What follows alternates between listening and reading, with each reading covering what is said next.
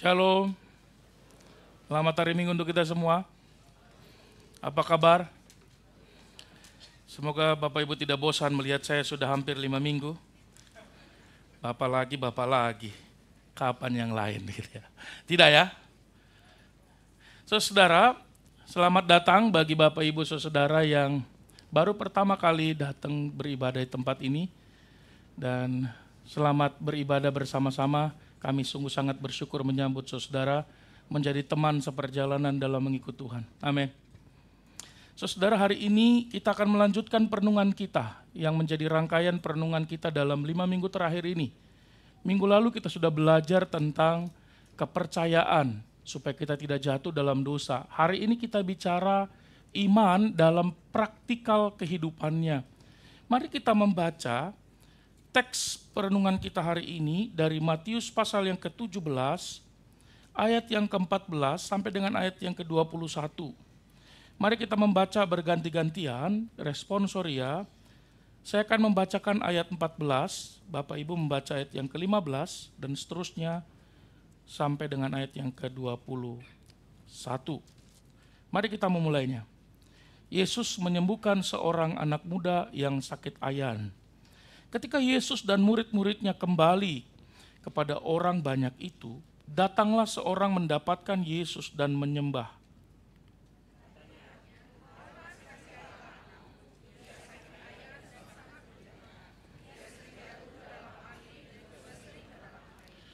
Aku sudah membawanya kepada murid-muridmu, tetapi mereka tidak dapat menyembuhkannya.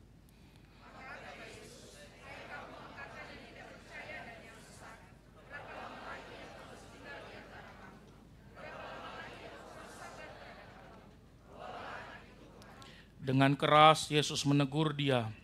Lalu keluarlah setan itu daripadanya, dan anak itu pun sembuh seketika itu juga.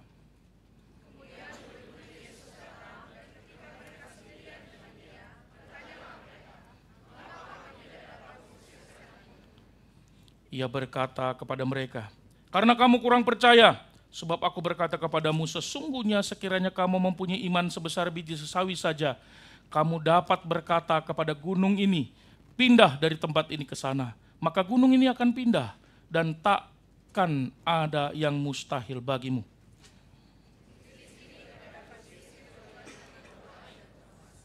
Baik, sedemikian jauh. Saudara,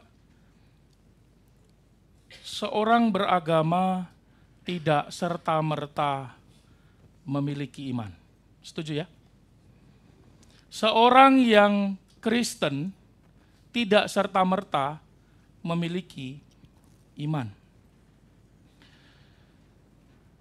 Orang yang beragama Kristen belum tentu percaya kepada Kristus.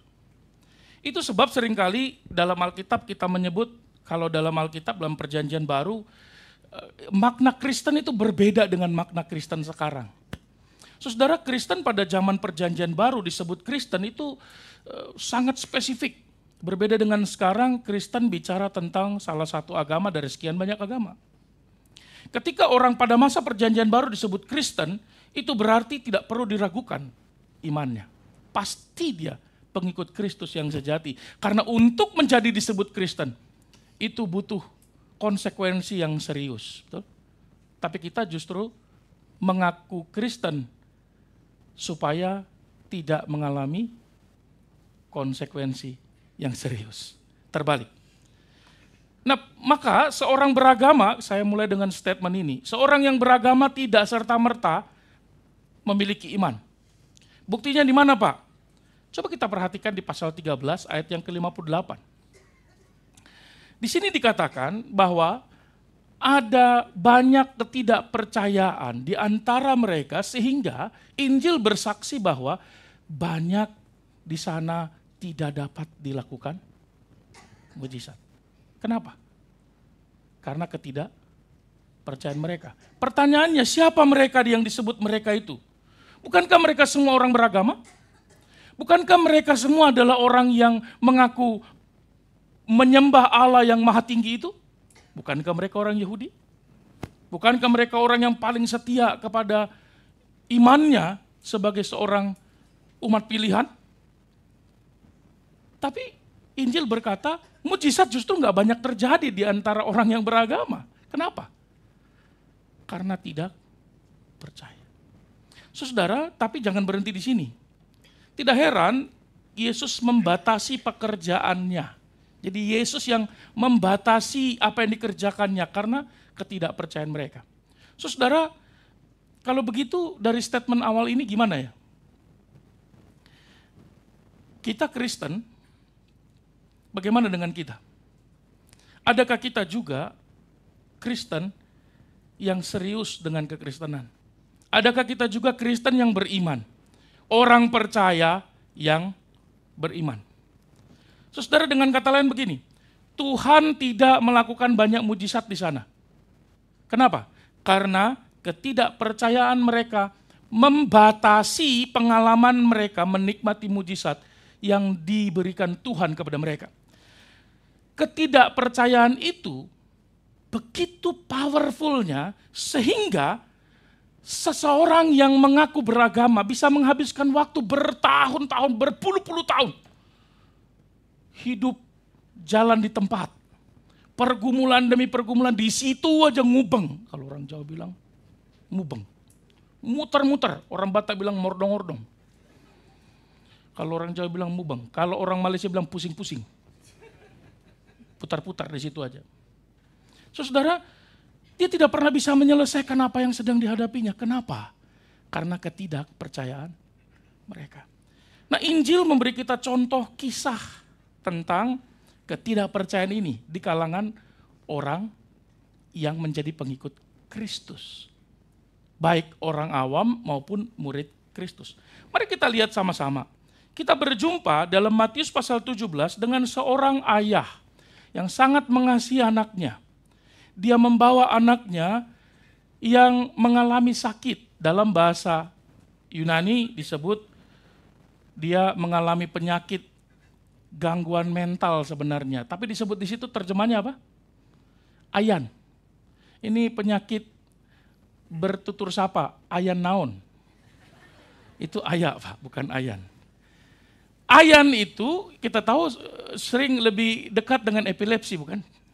Saudara, tapi sebenarnya kalau dalam bahasa aslinya, orang pada masa itu menganggap penyakit ayan itu disebabkan oleh kuasa bulan.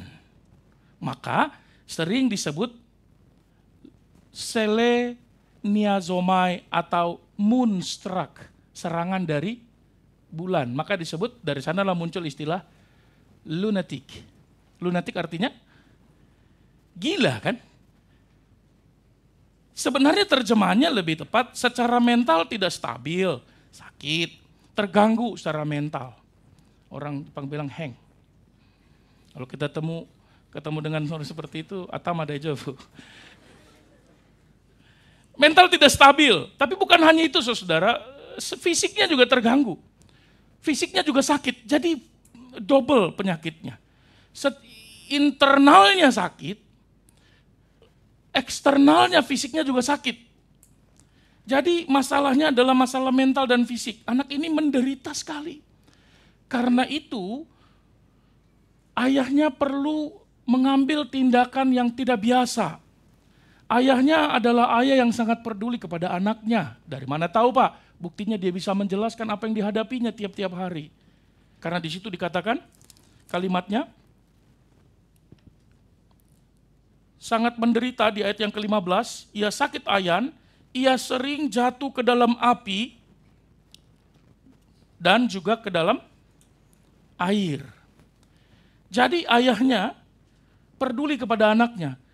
Dan anaknya ini kalau lihat dari ayat yang ke-15 punya kecenderungan bunuh diri tanpa disadarinya. Bayangkan dia masuk ke dalam api, lalu masuk ke dalam air. Saudara, jangankan ke api, Anda masuk di onsen yang panas yang 42 derajat, tiba-tiba masuk ke yang 5 derajat, Anda pingsan. Tapi bagaimana dengan dia ya? Saudara, ini mirip seperti pergumulan kita masa kini, bukan? Setiap kita punya pergumulan dan butuh pembebasan seperti seorang anak ini yang menjadi masalah hidup kita. Apapun masalah hidup kita hari ini, kita butuh pembebasan dari masalah itu, betul? Saya tidak tahu masalah kita apa hari ini. Atau kita merasa tidak punya masalah, itu pun bagi saya masalah. Atau seseorang yang kita kasihi mungkin hari ini, seperti seorang ayah ini, melihat ada orang yang dikasihinya begitu menderita, begitu sakit sekali, dan butuh pembebasan. Dan kita bergumul untuk dia. Kita menangis dalam doa kita, seperti ayah ini. Secara duniawi, secara natural itu tidak bisa disembuhkan, tidak bisa diselesaikan. Lalu apa yang dilakukan oleh ayah ini? Coba perhatikan ayat yang ke-16. Dia mengatakan kalimatnya dengan jelas. Kepada Tuhan Yesus, aku sudah membawa anak ini, yang punya pergumulan ini, kepada murid-muridmu. Tetapi mereka tidak dapat menyembuhkannya. Saudara, memang dicatat dalam pasal yang ke-10, ayat yang pertama. Ingat satu konteks ini, ayat yang pertama di pasal yang ke-10, memang Yesus mengutus mereka untuk pergi mengusir kuasa kegelapan, mengusir roh jahat, melenyapkan segala penyakit dan segala kelemahan. Nampaknya ini diketahui oleh bapak ini, lalu kemudian membawa anaknya ke sana. Tapi ternyata anaknya tidak sembuh. Atau bapaknya sedang bilang apa di ayat 16 ini, bapak ibu saudara yang terkasih. Saudara, saya ngerti hati seorang ayah begitu ya. Dia berkata, aku sudah pergi ke sana, ke tempat yang engkau perintahkan untuk aku pergi, ke orang yang sudah engkau utus untuk melayani orang yang sakit. Aku sudah pergi ke sana, ke tempat yang kau beri kuasa itu, tapi aku enggak mendapatkannya. Tidak ada yang bisa menolong saya, tidak ada yang bisa melepaskan anak saya. Dan keadaannya tidak berubah sampai hari ini. Saudara bisa melihat hopeless-nya ayahnya itu di ayat yang ke-16 ini. Kalimat yang begitu mengasihi anaknya tapi juga desperate itu. Dia begitu bergumul. Ketika ayah itu membawa anak itu kepada Yesus, ladilalah kalimat Tuhan Yesus bukan berempati. Perhatikan ayat yang ke-17. Kalimatnya apa? Justru Yesus marah, saudara. Yesus berkata apa? Hai kamu angkatan yang tidak percaya. Enggak berhenti di situ. Kalimatnya selanjutnya dikatakan, kamu angkatan sesat. Waduh. Saya membayangkan kalau saya dari posisi ayahnya.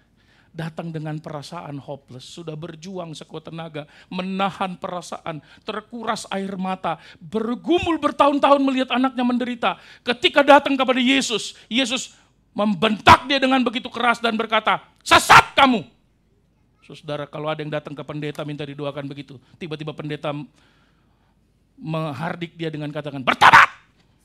Apa? Pasti di belakang ngomongnya apa? Pendeta tidak perhatian. Setuju enggak? Kira-kira kenapa Yesus marah ya? Kamu angkatan tidak percaya. Kalau dia bawa teman seangkatan, angkatan 65 misalnya ya, karena dia baby boomers atau seterusnya. Dia bawa teman-temannya untuk bawa anak-anaknya. Kira-kira marah nggak temannya? Gara-gara lu gue jadi kena.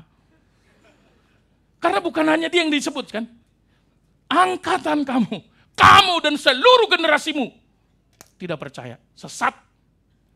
Dan kesesatanmu itu membuat anakmu menderita. Loh, kok jadi aku yang disalahin? Bukankah aku pergi ke sana kemari untuk menyembuhkan anakku? Sudah bisa melihat dilema itu? Ketika yang menyuruh anak itu, membawa anak itu kepada Tuhan Yesus, justru dia menerima kemarahan Tuhan Yesus. Kenapa ya? Mungkin ini belum jelas kali melihat kemarahan Tuhan Yesus. Coba lihat terjemahan bahasa Indonesia sehari-hari. Menerjemahkan apa? Bukan main kalian ini. Kalian sungguh orang-orang yang menyeleweng. Dan kalau orang Manado bilang bukan main ngana. Terlalu ngana. Kalian tidak percaya. Kalian orang-orang menyeleweng. Sini, bawa sini anak itu. Tuhan Yesus berkata, bawa sini. Dia mengambil alih tanggung jawab seorang ayah diambil oleh Bapa. Kalimat itu mengkonfirmasi apa yang dikatakan Tuhan Yesus, bukan? Aku sekali-kali tidak akan membiarkan engkau yatim piatu. Mungkin ada yang sudah bergumul, ayahnya tidak peduli pada dia. ayahnya meninggalkannya, ibunya mengabaikannya. Saya besar pun Pak, besar sendiri Pak, nggak ada yang urus. Saudara, Bapa itu, ayah kita itu, Yesus Kristus mengambil alih tanggung jawab itu. Saudara, mengapa Yesus marah? Mengapa Yesus mengeluarkan kalimat yang menghakimi mereka? Mengapa Yesus mengeluarkan kalimat yang begitu keras itu? Jawabannya tidak ada yang lain. Karena ketidakpercayaan. Karena ketidakberimanan mereka. Dan ketidakpercayaan mereka menyebabkan mereka menjadi sesat. Jadi kesesatan itu tidak pernah datang sendirian, tiba-tiba. Kan tidak ada orang sesat baru bangun tidur, aku jadi sesat. Tidak ada. Orang sesat itu selalu dituntun perlahan-lahan. Sama seperti kapal yang lepas jangkarnya, tidak pakai jangkar, dia pikir dia masih ada di sana. Dia pikir dia masih terus bergerak. Karena dia pikir bergerak itu selalu konotasinya adalah maju, moving forward. Dia pikir kalau dia ada di kapal di tengah laut, dia tetap masih berada di posisinya. Kalaupun bergerak, dia bergerak maju. Tidak. Karena di laut, bergerak tidak selalu bicara maju. Di laut bergerak juga artinya terombang ambing. Tunggu 2 jam. Sejak dia lepaskan jangkar tanpa ada pegangannya, kapal itu sudah bergeser puluhan kilometer. Tahu dari mana? Kelihatannya sama aja Pak, tetap air juga. Loh iya, cek dong koordinatnya udah di mana. Hati-hati terombang ambing. Saudara, mengapa Yesus marah? Saudara, ada 2 kalimat yang digunakan Tuhan Yesus. Yang pertama, di dalam ayat yang ke-17 dikatakan, kamu tidak percaya. Yang kedua adalah sesat. Sudah perhatikan dalam 2 kalimat ini, dalam 2 kata ini ada 2 kata yang sangat penting. Yang pertama, apistos dan diastrevo. Apistos ini artinya adalah bukan kurang percaya, tidak percaya. Lihat ya kalimatnya, tidak percaya. Nanti kita akan lihat di dalam kalimat kata para murid. Saudara, tidak memiliki kepercayaan. Dan kalimat yang kedua adalah diatrevo ini bicara tentang kesesatan yang disebabkan ketiadaan iman. Kesesatan yang disebabkan oleh ketidakpercayaan. Ketidakpercayaan itu menyebabkan hidup spiritualnya menjadi pasif. Karena dia orang beragama kan. Tapi ketidakpercayaannya membuat dia stuck di dalam kerohaniannya. Berhenti di sana. Apa yang terjadi? Kondisi yang tidak memiliki iman menuntun kepada kesesatan. Garis bawah kalimat ini. Hati-hati. Makanya kalimatnya seringkali Alkitab menegaskan jangan sesat. Kalimat berikutnya, karena Allah tidak akan membiarkan dirinya dipermainkan. Orang yang selalu berpikir bisa mempermainkan Allah itu adalah orang yang sesat. Karena dia salah. Allah tidak mungkin dipermainkan, bukan? Namanya Allah. Sudah perhatikan, ketidakpercayaanmu itu menyebabkan engkau sesat pikiranmu. Ketidakpercayaanmu itu menyebabkan tindakanmu menjadi sesat. Kamu memang membawanya kepada murid-muridku. Tapi kamu membawanya dengan harapan cara berpikirmu akan menyelamatkan anakmu itu. Sesat bukan? Ketidakpercayaanmu menyesatkan cara pandangmu terhadap Yesus. Maka ketika kamu datang kepada Yesus bukan minta disembuhkan tapi mengeluh karena tidak bisa disembuhkan. Saudara, cara pandangmu itu yang berubah dan melihat Yesus berbeda, ketidakpercayaanmu itu menyebabkan Yesus harus melakukan sesuatu yang berulang kali, ulang lagi, terus menerus, back to basic. Yesus harus mengulang lagi pengajaran yang sama, ulang lagi pengajaran yang sama. Saudara, berapa kali kita belajar Alkitab? Bukan karena kita tidak mengerti, karena kita tidak percaya sehingga kita terus menerus belajar hal yang sama, betul? Ketidakpercayaan menuntun kepada kesesatan, hati-hati. Dan Yesus katakan, hai engkau ayah yang sesat. Generasimu sesat, angkatanmu sesat, oleh sebab itu bawa anakmu kepadaku. Karena engkau akan terus membawa dia kepada kesesatan, tidak akan membawa dia kemana-mana. Saudara perhatikan ayat yang ke-18. Kalimatnya, mari kita baca sama-sama. Dengan keras Yesus menegur dia. Lalu keluarlah setan itu daripadanya. Dan anak itu pun, inilah salah satu kesesatan dari ayahnya atau ketidakpercayaannya. Kenapa? Karena dipikirnya masalah yang dialami oleh anaknya adalah masalah fisik semata. Karena kalau kita membaca ayat 15, di situ dia hanya menggambarkan penyakitnya penyakit fisikal. Tapi Yesus berkata, karena ketidakpercayaanmu, engkau salah mengerti, engkau salah mendiagnosis anakmu itu. Maka kalau diagnosisnya salah, prognosisnya juga salah, kan begitu ya. Saudara, anak itu punya masalah mental, betul, masalah fisik, benar juga, pokoknya dia sakit. Tetapi semua yang dia alami secara fisik dan mental itu bukan hanya karena dua hal itu. Tapi ada sesuatu yang serius di belakang daripada dua masalah itu. Apa itu? Setan. Si jahat itu. Apa artinya? Saudara, kalau kita tidak bisa mengenali pekerjaan setan, maka kita tidak akan bisa mengerti apa yang sedang dikerjain setan. Kan? Benar nggak?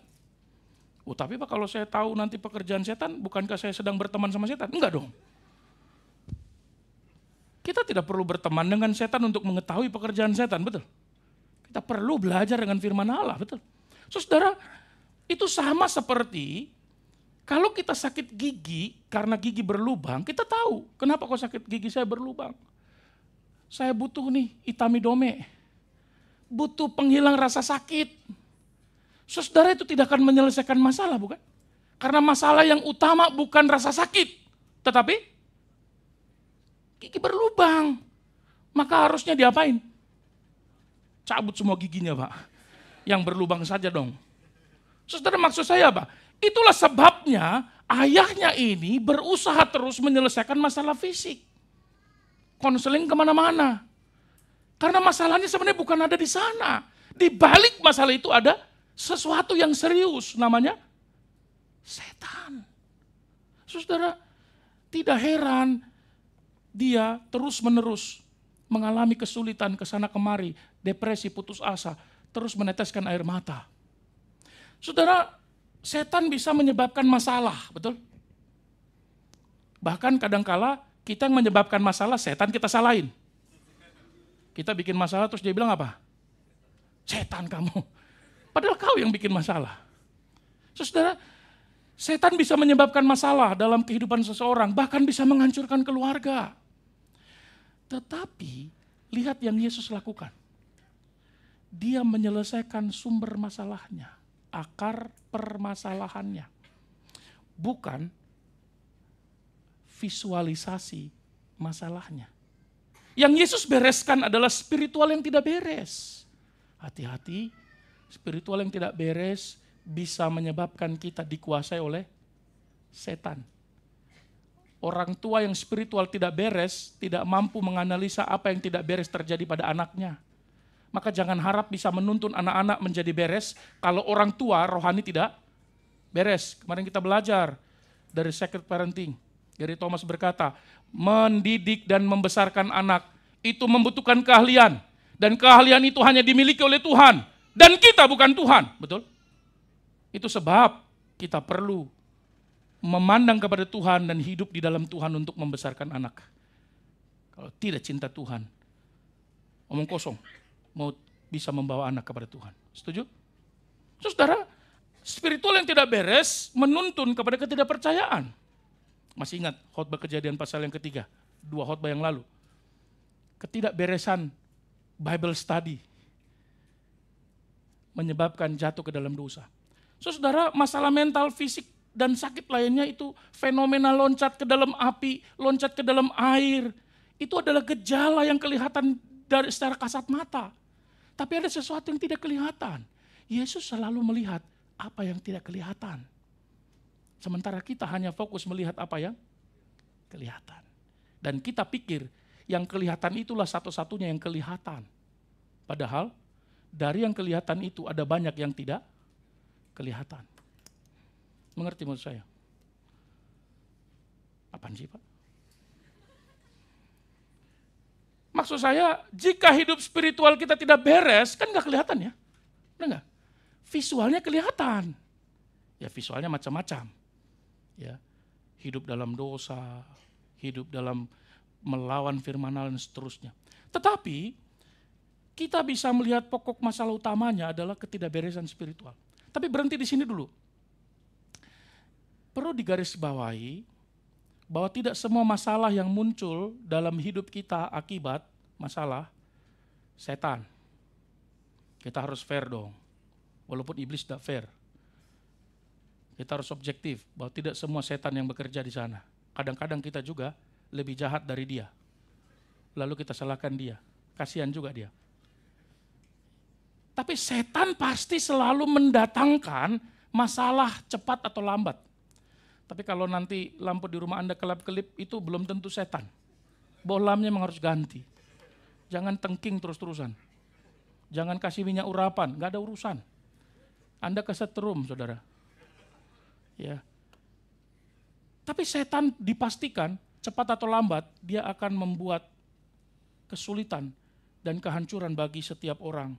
Apapun alasannya, apapun latar belakangnya, apapun hubungannya, apalagi kalau kita menghadapi masalah itu tidak melihat sesuatu yang tidak kelihatan, yang sebenarnya begitu jelas kelihatannya. Nah, saudara, karena kita biasanya cenderung puas dengan apa yang kelihatan di luar. Kalau hamba Tuhan biasanya senang melihat, wah jemaatnya rajin ke gereja. Wah rajin PA, oh rajin baca Alkitab, oh setia mendidik anak. Belum tentu, itu kelihatannya. Jangan-jangan di rumah sebelum berangkat diintimidasi. Sampai di gereja, harus kelihatan taat. Senyum! Di rumah mungkin tertekan. Coba dicek. Tergantung kerohanian. Saudara, inilah masalah yang bertahun-tahun itu yang tidak bisa diselesaikan, yang membuat orang bisa kehilangan kepercayaan. Yang membuat orang bisa membuatnya menjadi sesat. Saudara, saya nggak tahu apa yang Anda lawan hari ini. Apa yang menjadi pergumulan Anda hari ini. Bertahun-tahun yang membuat kita begitu sulit bergumul. Dan akhirnya selalu balik ke situ lagi, balik ke situ lagi. Apa itu? Keterikatan kita, kemalasan kita, kuasa kegelapan, kekhawatiran. Apa itu? Apapun itu, bereskan dengan spiritualitas kita. Dan pada Kristus, dia bisa menyelesaikan sesuatu yang bertahun-tahun nggak bisa diselesaikan oleh manusia. Hanya Kristus yang bisa menyelesaikan sesuatu yang berpuluh-puluh tahun kita berjuang untuk selesaikan dan tak pernah selesai. Amin. Dan hanya Kristus yang bisa membuat hidup yang hancur menjadi gambar kemuliaan dan anugerahnya. Amin. Saudara, karena masalahnya spiritual, maka Yesus menyelesaikannya dengan cara spiritual. Maka begitu diselesaikan dengan obatnya langsung, nggak pakai lama. Selesai. Mari simak ayat 19. Setelah selesai, pergumulan yang kedua. Datanglah murid-muridnya, yang sebelumnya didatangi oleh ayah dari anak yang mengalami sakit ini. Mereka bertanya, loh kok bisa? Kenapa aku dan kami tidak bisa menyembuhkan dia? Mengapa kami tidak bisa mengusir setan itu? Nah, dari ayat 19 ini terindikasi bahwa mereka nampaknya mengetahui ada kuasa kegelapan di belakang daripada anak itu, tapi tidak bisa mengusirnya. Itu sebab murid-murid yang menanyakan itu, padahal kami sudah berusaha sekuat tenaga loh Pak. Saya sudah berjuang, saya sudah doa, bahkan saya sudah tumpang tangan, tumpang tindih. Nggak keluar juga. Saudara, ada banyak seperti murid Yesus ini loh. Ada banyak orang Kristen seperti murid Yesus ini. Even masa kini. Kenapa? Karena frustasi, nggak bisa dapat solusi dari permasalahan yang dihadapinya. Padahal merasa sudah melakukan semua yang Tuhan perintahkan. Padahal sudah melakukan semua tips-tips yang diberikan oleh Tuhan dari firman Allah. Dia merasa sudah melakukan semua petunjuk teknis, petunjuk pelaksanaan dalam mengusir setan. Saudara, aku udah coba kok, aku udah lakukan ini. Kok nggak bisa? Aku udah doa loh, aku udah puasa loh, aku udah baca Alkitab, aku udah tengking dalam nama Tuhan Yesus, aku udah coba, kenapa nggak bisa? Ada banyak orang seperti itu kan? Loh, aku sudah doa, maka teman kita, kadang kita kesel, teman kita bilang, lu nggak doa kali? Loh, aku udah doa, aku berlutut, sudah tanam lutut tiap malam, lihat di lutut saya kapalan. Aku tiap malam berlutut sampai begitu seriusnya, sampai aku meneteskan air mata. Bahkan sampai aku ketiduran. Saking aku bergumulnya dalam doa. Maka kita kadang kecewa ya dengar sharing dengan teman kita. Lu gak doa kali? Kalau doa pasti Tuhan jawab lah. Lo murid-murid begitu. Kami sudah lakukan semuanya, kenapa? Kami gak bisa mengusir setan itu. Simak jawaban Tuhan Yesus. Di ayat yang ke-20. Mereka ingin tahu mengapa. Sama-sama kita baca yuk. Ia berkata kepada mereka, karena kamu kurang percaya. Sampai di situ. Karena bedanya kalimat Tuhan Yesus kepada murid dengan ayah yang membawa anaknya adalah kalimatnya kurang percaya, tapi ayahnya tidak percaya. Tapi kalau kita baca bahasa aslinya sama. Kalimat bahasa aslinya digunakan ayat yang ke-17 itu apistia. Ayat 20 persis sama. Tidak ada perubahan. Tapi mengapa terjemahan Lembaga Alkitab Indonesia baru ini menerjemahkan kurang? Apakah karena mereka hidup bersama dengan Yesus? Tentu bukan itu maksudnya. Kamu kurang percaya, kamu tidak punya iman. Saudara perhatikan kalimatnya. Yesus mengkategorikan kurang percaya sekalipun sudah bersama dengan Yesus. Kurang percaya, ragu-ragu sama dengan tidak. Bagi Yesus tidak ada in between. Kurang percaya dengan percaya, setengah percaya, tidak percaya. Ragu-ragu, tidak percaya. Maka kalimat yang digunakan sebenarnya tidak percaya. Tapi kan orang Indonesia mau yang lebih halus ya. Kasihan dong 3,5 tahun mereka mengikut Yesus. Maka dianggap sia-sia. Dan dia merasa sudah melakukan apa yang diperintahkan Tuhan. Kamu kurang percaya. Atau sebenarnya kalimat ini bicaranya sama. Kalau saya mau bahasakan dengan bahasa sehari-hari. Kenapa Tuhan kami nggak bisa mengusir setan itu? Lah kamu sama dengan bapak itu. Kamu tidak percaya. Kamu tidak punya iman. Kamu sama dengan ayahnya itu. Kamu juga secara spiritual sakit. Mereka kaget dong. Loh, jadi selama ini alasan kami gagal adalah karena kami tidak percaya. Alasan kami tidak punya kuasa untuk melawan kuasa kegelapan adalah karena ketidakpercayaan. Karena ragu-ragu masuk kategori tidak percaya. Saudara, dalam kalimat Tuhan Yesus, jika dilihat kurang percaya, atau terjemahan yang lain, imanmu itu kecil. Kenapa? Karena kalau kita lihat kalimat selanjutnya, dia membandingkan dengan kepercayaan mereka dengan iman sebesar biji sesawi. Yesus mau berkata apa? Imanmu bahkan tidak bisa kelihatan. Lebih bisa kelihatan biji sesawi yang paling kecil itu bisa kelihatan. Bahkan ukurannya tidak sampai sebesar biji sesawi. Yesus tidak sedang membandingkan dengan biji yang paling kecil itu. Dia menggunakan istilah biji sesawi karena memang pada masa itu untuk membandingkan atau menjelaskan sesuatu yang kecil, yang paling kecil, ya cuma itu yang paling kecil pada masa itu. Sekarang mungkin ada yang paling kecil. Ya, yang bahkan tidak kelihatan dengan mata, kasat mata kan. Tapi pada masa itu hanya itu yang paling kecil. Jadi yang paling kecil itu menjadi bahan ajar untuk menggambarkan sesuatu yang paling kecil. Iman mereka tidak bahkan sampai seperti itu. Tapi ini bukan bicara ukuran. Ini bicara sesuatu untuk menghadapi masalah yang mereka sedang hadapi. Yesus sedang bilang, imanmu tidak ada untuk menghadapi masalah itu, masalah orang lain. Jangankan masalah orang lain kau bisa hadapi, masalahmu sendiri kau tidak bisa hadapi. Saudara, mungkin iman mereka cukup untuk pergi melayani Tuhan. Mungkin iman mereka cukup untuk pergi melakukan apa yang diperintahkan oleh Tuhan.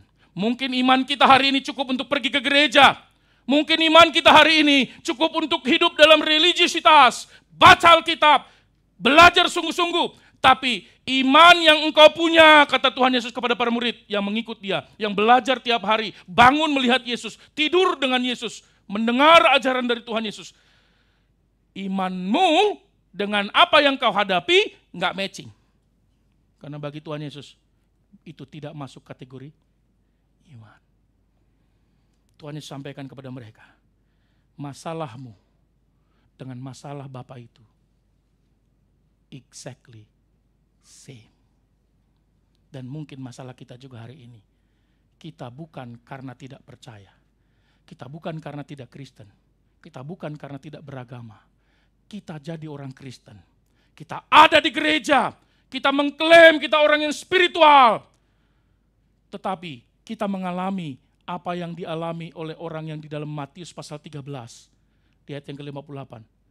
Karena ketidakpercayaan mereka, tidak banyak mujizat diadakan di sana. Kata yang digunakan ketidakpercayaan itu juga kata yang sama. Apistai. Kata yang sama digunakan di ayat 17 dari pasal 17. Ayat yang ke-15. Saudara, Yesus menjadikan pertanyaan dan peristiwa itu sebagai bahan ajar bagi murid-murid dan kita semua. Karena kalimatnya mengatakan Yesus berkata kepada mereka. Saya coba membuatnya lebih luas. Bukan mereka hanya para murid, tapi kita juga semua adalah murid, bukan? Hari ini Yesus berkata kepada murid-muridnya di G3 Tokyo. Aku berkata kepadamu, Gereja Interdenominasi Injili Indonesia, jemaat Tokyo yang mengasihi Tuhan, karena kamu kurang percaya. Sebab sekiranya kamu punya iman sebesar biji sesawi, engkau dapat berkata kepada gunung ini, pindahlah dari tempat ini ke sana. Kalimat terakhirnya menarik. Takkan ada yang mustahil bagi siapa? Bagimu. Saudara, sesungguhnya sekiranya kita punya iman sebesar biji sesawi, kita bisa melakukan sesuatu yang selama ini tidak bisa kita kerjakan dan tidak bisa kita selesaikan. Yesus mengatakan, engkau memerlukan iman sebesar biji sesawi untuk menghadapi permasalahan yang sebesar itu, sebesar gunung. Perlu dipahami, gunung dalam Alkitab seringkali adalah gambaran situasi yang tidak bisa kita rubah. Gunung adalah gambaran sesuatu yang terlalu besar untuk kita hadapi, yang nggak mungkin kita geser. Siapa yang bisa geser gunung?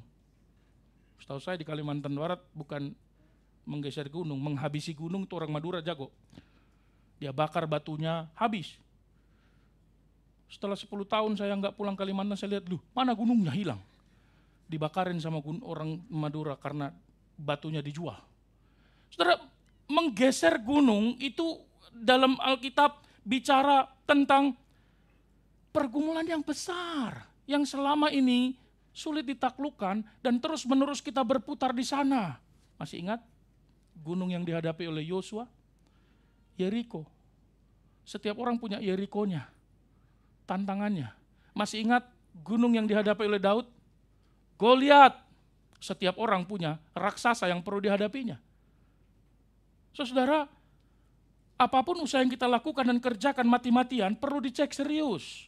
Yesus katakan yang diperlukan adalah iman sebesar biji sesawi. Ada apa dengan biji sesawi? Biji sesawi ketika ditanam dia menghasilkan sesuatu yang begitu besar, dia bahkan bisa sampai 4 meter tingginya, bahkan lebih. Bisa jadi sarang burung bahkan di sana, tempat untuk bersarang binatang-binatang. Tapi biji itu kecil sekali, saudara. Tetapi masalahnya bukan ukurannya, Yesus tidak bicara ukurannya. Maka tidak heran kalau kita bicara ukuran iman, ada orang yang salah mengerti, berkata, Tuhan berikan aku iman yang besar. Sebesar apa iman yang kau perlukan? Sehingga engkau bisa disebut kategorinya beriman. Yesus tidak bicara ukuran. Karena sejak awal Yesus berkata, you don't have any faith. Engkau tidak punya iman, bukan masalah kecilnya. Bahkan kalau mau dilihat ukurannya, nggak ada sekecil itu pun. Biji sesawi memang kecil. Tapi kalau biji sesawi yang kecil itu di dalamnya ada kehidupan, dia bisa menghasilkan sesuatu yang besar. Pertanyaannya, adakah iman kita itu memiliki hidup di dalamnya? Karena kalau iman kita itu hidup, dan hidup kita diikat kepada iman kepada Tuhan, maka dia akan menghasilkan sesuatu yang besar. Dan masalahnya kita punya iman tapi tidak ada kehidupan. Biji sesawi kecil, tetapi dia sedang mengharapkan yang besar. Apa yang membuat iman begitu kecil? Bahkan tidak sebesar biji sesawi. Karena nggak ada kehidupan. Sekalipun kau punya iman yang besar, segede gaban. Nah, generasi sekarang tahu gaban nggak sih? Segede batu yang besar. Ya, beberapa waktu lalu saya posting sedikit iseng tapi ada filosofinya. Beban berat terasa ringan, apalagi kalau tidak diangkat. Betul kan? Setuju enggak? Tapi nampaknya bingung, ini apaan nih, jebakan lagi nih. Saya membayangkan banyak orang yang membaca itu. Apa? Saudara, betul dong. Bahkan dia tidak berasa apa-apa. Tapi di balik kalimat itu sebenarnya bicara apa? Kalau engkau mengangkatnya sendirian dengan kekuatanmu yang sedikit itu, dengan batu yang besar, itu pekerjaan yang impossible. Not just impossible. That job will make you sebel. Benar gak? Bukan hanya tidak mungkin, tapi juga membuat kita menjadi hopeless. Tidak berdaya. Jadi isu utamanya bukan ukurannya besar atau kecil Bapak Ibu. Maka berhentilah berdoa, Tuhan berikan aku iman yang besar. Tuhan nanya, seberapa besar? Segede kacang Garuda. Jangan, berhentilah, karena bukan itu yang Tuhan katakan. Isu utamanya adalah apakah imanmu itu hidup atau tidak. Apakah ada kehidupan dalam kepercayaan kita. Apakah dalam iman kita betul-betul menghidupinya. Isu utamanya adalah iman yang hidup dan iman yang mati. Iman yang mati tidak masuk kategori iman sama sekali. Iman yang mati bukanlah kepercayaan. Yang menjadikan iman itu disebut kecil karena tidak ada kehidupannya. Bukan masalah ukurannya. Jadi iman itu berisi kehidupan atau tidak. Sadarkah kita, akar permasalahan kita sebenarnya adalah ketiadaan hidup di dalam kerohanian yang beres. Bisa jadi hidup kita mungkin Kristen, tapi sebenarnya kita tidak pernah terhubung dengan pokoknya. Karena selalu hidup kita pokoknya aku suka. Tapi kita tidak pernah terhubung dengan pokoknya. Padahal kita ini cuma apa? Carangnya. Yohanes pasal 15 ayat yang kelima berkata apa? Ketika kamu terpisah dariku, kamu tidak dapat berbuat apa-apa. Lihat ya, keterikatan kita dengan Allah, iman yang hidup itu adalah kalau kita melekat dengan Tuhan. Kalau kita terpisah dari Allah, maka carang itu mati. Iman itu mati. Tidak ada artinya. Saudara, tidak heran kalau kita terus berusaha sudah mati-matian, lakukan sesuatu yang besar, lakukan segala sesuatu yang kita bisa buat ini dan itu, dengan harapan kita bisa mendapat sesuatu yang besar. Aku berjuang mati-matian, apalagi di Jepang, hati-hati. Engkau sakit, engkau mengandalkan dokter dan seluruh teknologi pada masa kini. Kita pikir, kalau lakukan itu kita akan mendapatkan kehidupan, hati-hati. Tidak akan mengalami apapun juga. Saudara, mengapa? Ketika iman tidak ada kehidupan, maka tidak akan ada pertumbuhan. Dengan demikian, kita tidak akan pernah dapat menikmati apa yang sudah Tuhan janjikan. Amin. Kalau iman kita tidak punya kehidupan, tidak mungkin ada pertumbuhan. Kalau tidak ada pertumbuhan, jangan pernah klaim apa yang sudah Tuhan janjikan buat kita. Tapi lain sekali, kalau iman kita sekalipun kecil, kalau ada kehidupan, maka kita akan melihat apa yang akan Tuhan kerjakan di sana dari iman yang kecil itu.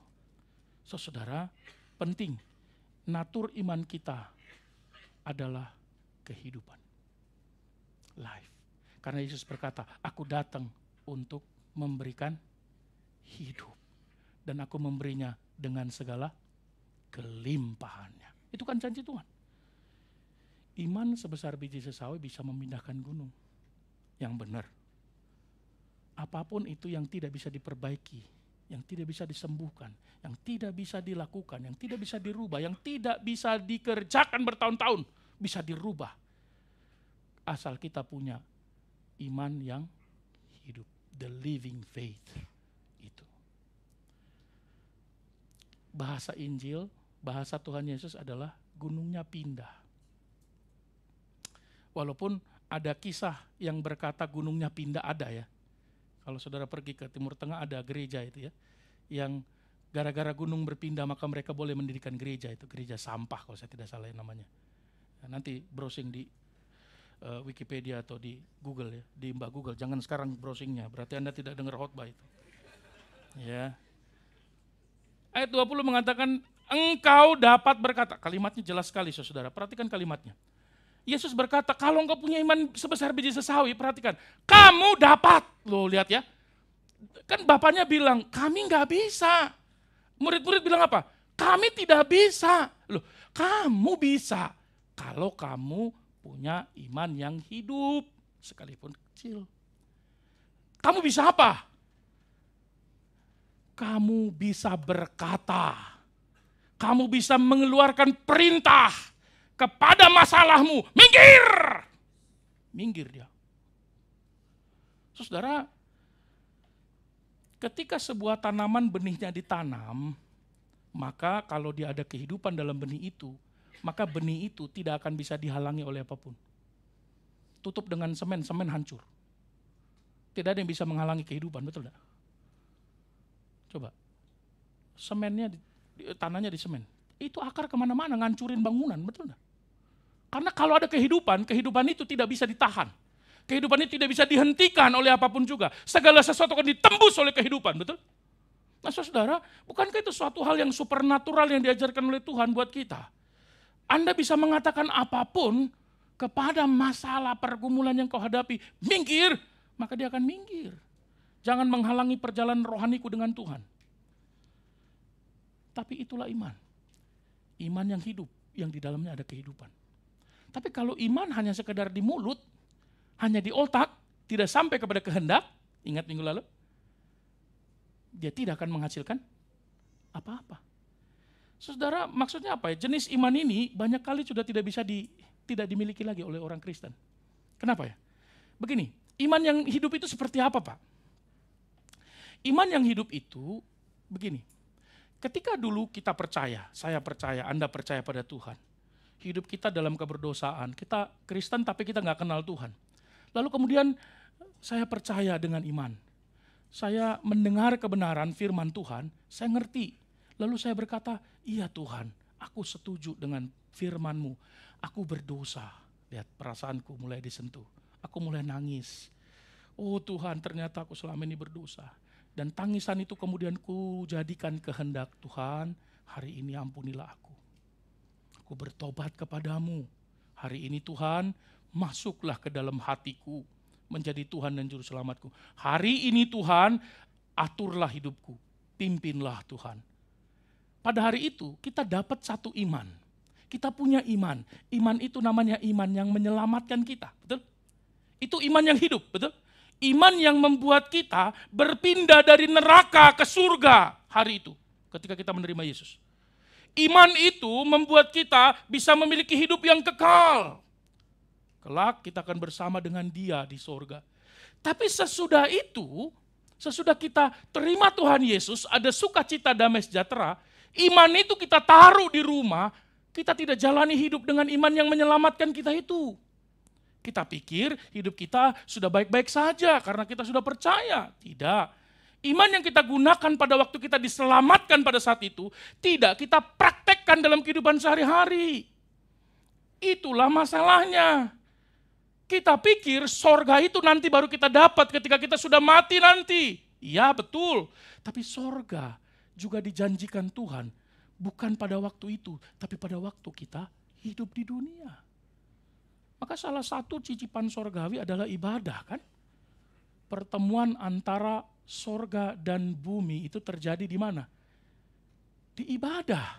Di mana sorak-sorai malak nyanyi itu mendengar puji-pujian orang percaya, dan dari bumi memuji Allah, bertemulah puji-pujian itu menggelora memuliakan Tuhan. Itu sebab kita memuliakan Tuhan tiap hari Minggu, betul?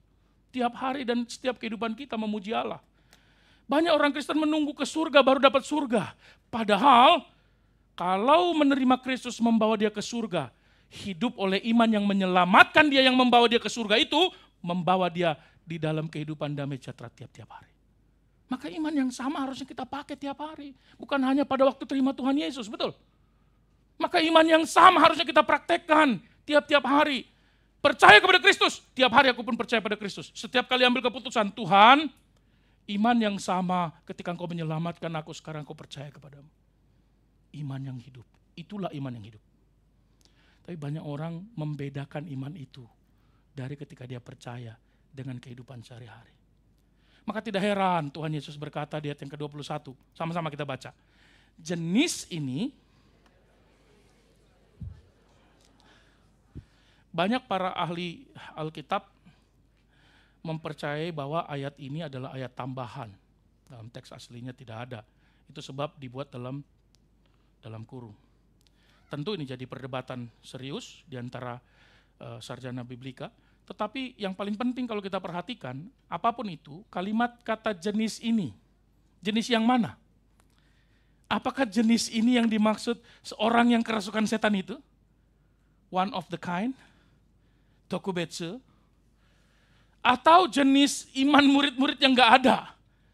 Atau ayah dari anak itu? Apa yang dimaksud dengan jenis ini? Yesus sedang mengatakan sesuatu jenis di mana ada iblis di belakangnya. Nah itu jenis itu yang dimaksudnya.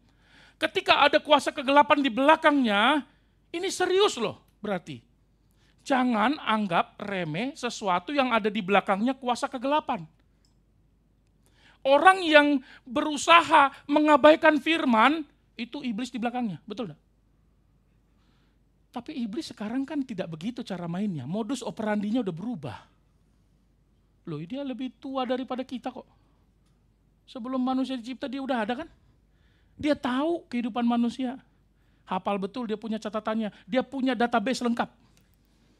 Bahkan lebih lengkap daripada Shakusho. Dia punya Jumingho kita masing-masing. Lengkap, garis keturunan kita dia tahu. Maka dia bisa meng-accuse kita, mendakwa kita kapan saja dia mau. Maka dia disebut si pendakwa kita, betul? Saudara, kalau ada iblis bekerja masa kini, modus operandinya adalah ke gereja pergilah kau beribadah hari Minggu ini. Males di gereja, orang-orangnya gak asik. Gak apa-apa, gak usah lihat orang itu, yang penting kau datang, kau gak dimarahin Pak Pendeta. Itu kalimat. Iblis akan dorong Anda ke gereja, tapi Anda gak akan ketemu firman Allah. Kita akan dibiarkan dekat dengan Tuhan asal kita tidak berelasi dengan Tuhan. Kita bahkan akan diperintahkan olehnya untuk baca firman asal engkau tidak mengerti kebenaran. Mungkin bisa sampai ngerti kebenaran tapi gak usah lakukan. Itu iblis. Baik bukan? Maka kalau orang Batak bilang ada sibolis naburju, itulah dia. Gak ada sibolis naburju. Iblis yang baik, gak ada itu. Iblis ya iblis, gak ada yang baik. Bapak segala dusta. Hati-hati. Yesus mau mengatakan, hati-hati ketika ada sesuatu masalah di belakangmu, ada iblis, ini tidak bisa kau selesaikan sendiri. Kenapa? Jenis ini hanya bisa diselesaikan dengan apa? Berdoa. Jangan lihat praktek doanya. Oh kalau gitu, kalau ada setan berarti kita harus berdoa Pak. Bukan itu intinya, berdoa ya. Tetapi di dalam esensi doa itu ada apa? Relationship dengan Tuhan. Ada komunikasi, ada kedekatan, ada ikatan dengan Allah, ada kekuatan yang datang dari Tuhan. Maka Tuhan Yesus katakan permasalahan anak itu bisa diselesaikan kalau spiritualmu bisa beres. Engkau bisa menyelesaikan orang yang tidak beres spiritualnya. Engkau tidak bisa menyelesaikan masalah spiritual dengan agama yang KTP saja. Engkau tidak bisa tengking dalam nama Yesus lalu iblis akan pergi. Diketawain. Ingat anak-anak Skewa. Ingat orang-orang yang ada di perjanjian baru dalam Kisah Para Rasul. Aku mengusir engkau dengan nama Yesus yang diberitakan oleh Paulus. Dicabik-cabik dia. Jangan coba-coba untuk iblis. Iblis akan mempermalukan kita. Iblis akan membuat kita dihinakan. Saudara, seharusnya kita semakin besar dan semakin dalam permasalahan yang kita hadapi, semakin kita erat bergumul dalam doa dengan Tuhan. Karena kita tahu ini jenisnya beda.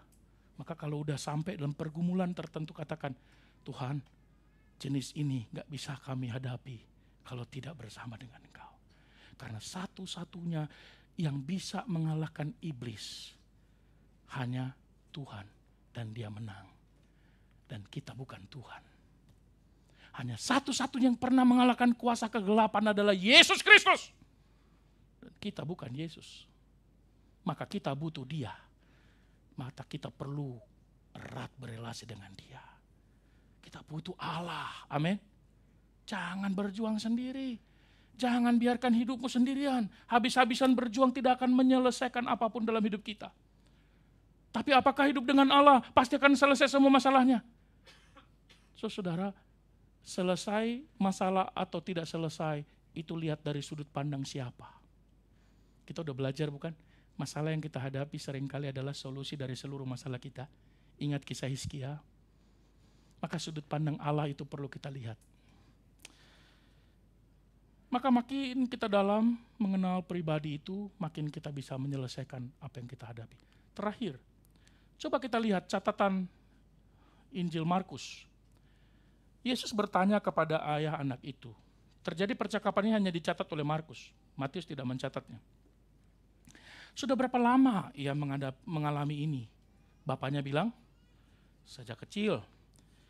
Dan dia berkata, seringkali roh itu menyeretnya ke dalam api, ke dalam air untuk membinasakannya.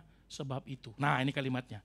Sebab itu, jika engkau dapat berbuat sesuatu. Ini juga kalimat bodoh. Maka disebut tidak percaya kan? Loh kok jika dapat? Kasihanilah kami. Maka Yesus sindir dia. Loh. Jika kau dapat. Who do you think you are? Kamu pikir aku siapa? Aku Allah.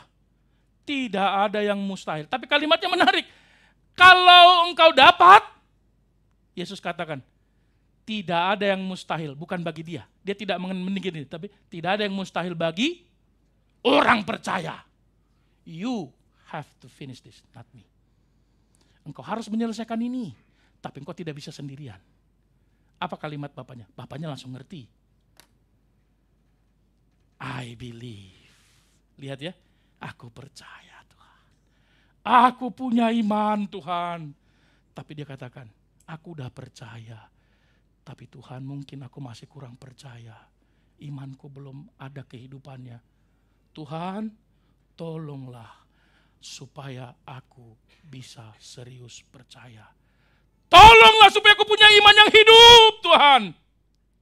Tolong Tuhan, supaya aku bisa serius mengikut Tuhan. Tolonglah supaya aku bisa percaya. Saudara, dalam terjemahan bahasa Indonesia sehari-hari menerjemahkannya kalimatnya dengan baik sekali. Jika engkau bisa percaya.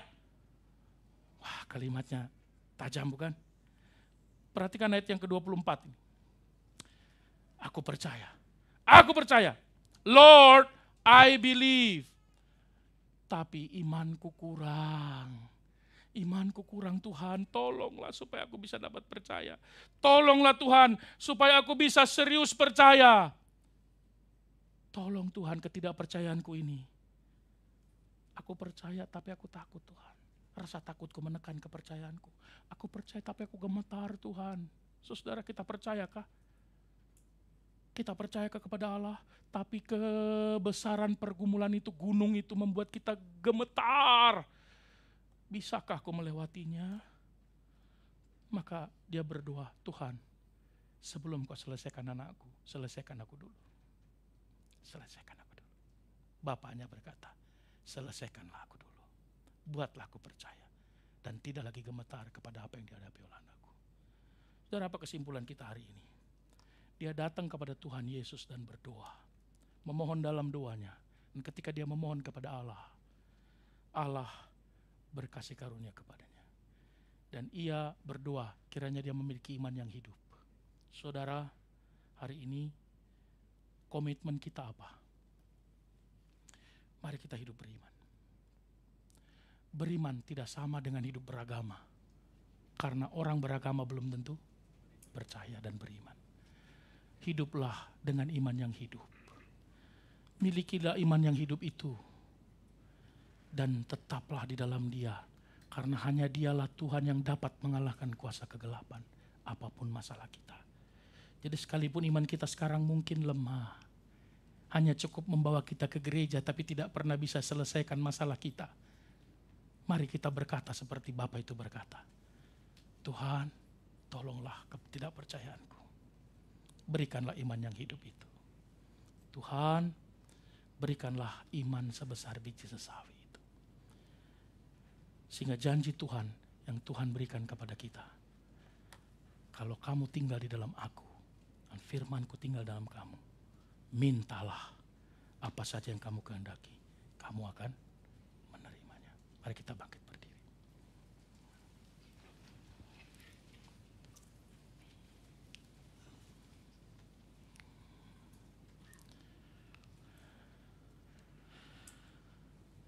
Seperti seorang bapa yang bergumul dan akhirnya merespon penyelesaian yang Tuhan berikan itu dengan lebih dahulu dibereskan oleh Tuhan kerohaniannya. Begitulah kiranya Tuhan, kami semua Engkau bereskan terlebih dahulu. Tolong kami Tuhan, supaya kami boleh serius dengan Tuhan. Memiliki iman yang hidup, iman yang sungguh terikat dengan Engkau. Iman yang menyelamatkan kami, dan iman yang sama yang akan kami gunakan dalam kehidupan kami, bahkan dalam menghadapi masalah yang kami hadapi. Tuhan, dengarlah permohonan kami. Berikanlah kami iman yang sungguh percaya kepada Tuhan, bukan iman seorang yang beragama. Biar kami boleh bertumbuh, dan ketika pertumbuhan itu terjadi, kami bisa menikmati apa yang dijanjikan Tuhan dalam hidup kami, apapun yang sedang kami hadapi. Tuhan, kami mohon kepadamu, biarlah kami sungguh dapat menginternalisasi pengajaran yang kami dapat hari ini. Tiap-tiap kami diperlengkapi dengan kuasa Roh Kudus untuk melakukannya. Mulai hari ini kami menjadi pribadi yang berbeda. Pribadi yang sungguh percaya yang hidup di dalam imannya dan melekat kepada Allah yang sejati itu. Tolong kami Tuhan, pimpinlah kami. Ketika kami menghadapi anak-anak, pekerjaan, kehidupan, tantangan, penyakit, kesehatan fisik, Tuhan tolong untuk memiliki kepekaan rohani. Mata yang tajam, mata spiritualitas itu, mata yang diberikan oleh Roh Kudus itu bisa melihat apa yang sedang terjadi yang kami hadapi, sehingga bisa menyelesaikannya dalam pertolongan Tuhan. Tuhan, dengarlah permohonan kami. Sambil kami juga berdoa mengingat teman-teman kami yang berulang tahun minggu ini. Terima kasih untuk Saudara Frans, Saudara Barna, Saudara Calvin Doro, Zeus Abdi Wijaya. Terima kasih untuk Ibu Priscilla, Bapak Renaldo, untuk Tiara. Terima kasih untuk tiap-tiap anak-anakmu yang hari ini berulang tahun. Baik yang tertulis di warta ini maupun yang mungkin luput dari perhatian kami yang berulang tahun pada minggu ini. Tuhan, berkatilah dengan kekuatan dan kemampuan. Baik anak-anak dalam pertumbuhannya maupun orang-orang tua dan dewasa dan pergumulan kehidupannya, masa depannya, tantangannya, tanggung jawabnya sebagai seorang ayah, sebagai seorang laki-laki maupun wanita dewasa. Tuhan, pimpinlah satu persatu. Tuhan, merenda kehidupan mereka tiap-tiap hari. Kami mengingat semua jemaat-Mu yang mengalami kelemahan tubuh. Bapak Agustinus Chandra, Ibu Ellen yang dalam pemulihan, Bapak Stephen, Bapak Sakurai yang sedang mengalami kelemahan tubuh. Tuhan, pulihkanlah, berikanlah kesembuhan, pemulihan bagi semua Bapak Ibu yang mengalami kelemahan tubuh ini. Ataupun juga ada jemaat Tuhan yang bergumul mungkin saat ini, tengah bergumul secara psikis, secara fisik. Tuhan, tolonglah dalam nama Tuhan Yesus. Pulihkan dan sembuhkanlah. hiburkanlah dan teguhkanlah. Berkati juga Ibu Hening Tias, Ibu Natasha yang mengandung, Tuhan berikan kesehatan senantiasa. Makanan minuman yang diasupnya menjadi sarana pertumbuhan buat bayi yang dikandung, buat ibu yang mengandung, sampai masa persalinan nanti Tuhan yang boleh menyertainya. Berkati situasi kondisi di seluruh dunia, tempat-tempat yang mengalami konflik. Banyak orang terluka karena dampak peperangan, pertikaian, perselisihan. Tuhan, berbelas kasihanlah kepada semua daerah-daerah yang konflik ini, supaya mereka boleh terselamatkan. Mereka yang belum percaya, Tuhan jamalah. Para hamba-hamba Tuhan, para misionaris di ladang misi Tuhan, peliharakan mereka, supaya mereka boleh melayani Tuhan.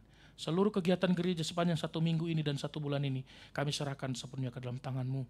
Biar gereja ini terus memperlengkapi jemaatnya, untuk bisa menjangkau yang terhilang di antara mereka, dimanapun mereka berada Tuhan tempatkan. Terima kasih ya Tuhan, kami berdoa sebagaimana Engkau mengajar kami berdoa. Bapa kami yang di sorga, dikuduskanlah nama-Mu. Datanglah kerajaan-Mu, jadilah kehendak-Mu di bumi seperti di sorga. Berikanlah kami pada hari ini makanan kami secukupnya, dan ampunlah kami akan kesalahan kami, seperti Kami mengampuni juga orang bersalah kepada kami. Janganlah bawa kami ke dalam pencobaan, tapi lepaskanlah dari penjahat. Karena Engkau yang punya kerajaan dan kuasa dan kemuliaan sampai selama-lamanya. Amin. Silakan duduk. Mari kita naik.